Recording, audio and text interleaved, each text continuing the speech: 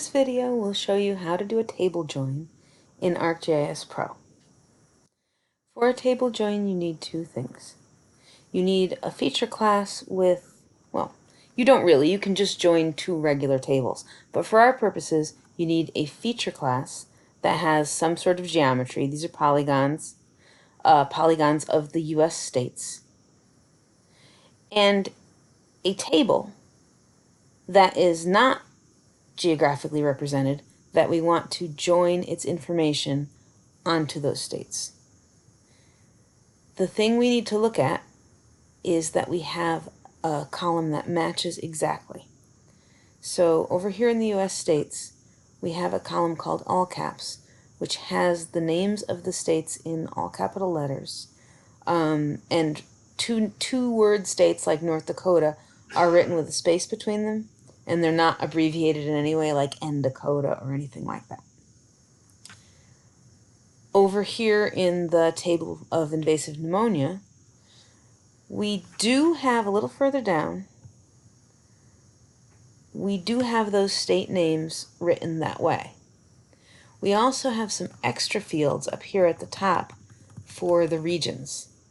But because those won't have a match in the US states table, they'll just be discarded. We are matching, well, the other fields here we have our week. This is from the first week in January 2014.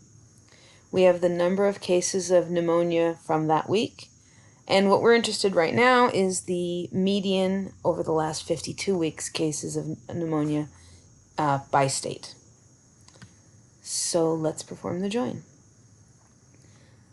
We always start with the layer we want to wind up with. So when we're completely done, we want a layer of states. If you right-click on the states, go to Joins and Relates, and choose Add Join, we get the tool for adding a join. And the first location in the tool is, again, the layer we want to wind up with. We need to identify the join field. For us, it's all caps. And then we want to tell it which table we want to join to it, and the field in that other table that matches the all caps field. Keep all target features. What this will do is, if there are US states without a match in this table, it will keep them and it will write a null in there. Otherwise, we can have it delete them. We'll keep them, that's fine. This will not affect things like the regional names in the join table. So we run it.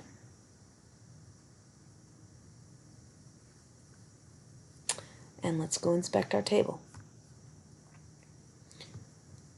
Now all those new columns are glued on here at the extreme right of the table, but they're not permanent. They look nice, but if you hover over them, you find that their real name is Noom Table Week 1 CSV dot Noom 52 Median.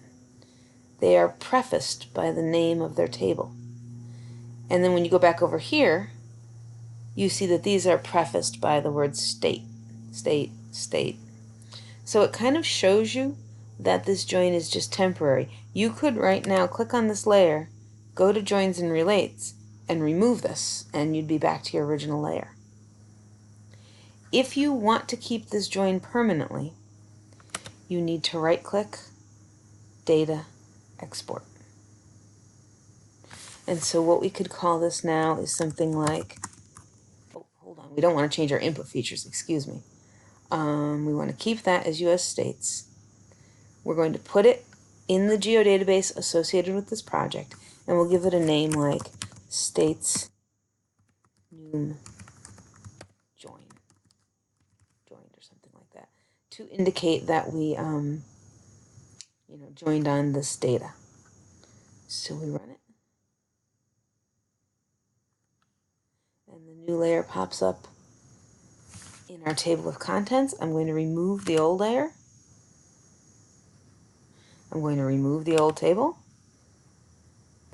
and open the attribute table for this one. And now if we look out at the end at those added columns, we find that they don't have that like parentheses name that tells you where they came from. They've been permanently incorporated into this table. And we could use symbology to, say, show over the last 52 weeks the spatial pattern of invasive pneumonia in the United States. So let's not use area. Let's use 52-week median. And that's good enough. Here, we'll use quantile to make it look like there's a lot of influenza, or pneumonia rather. There you go.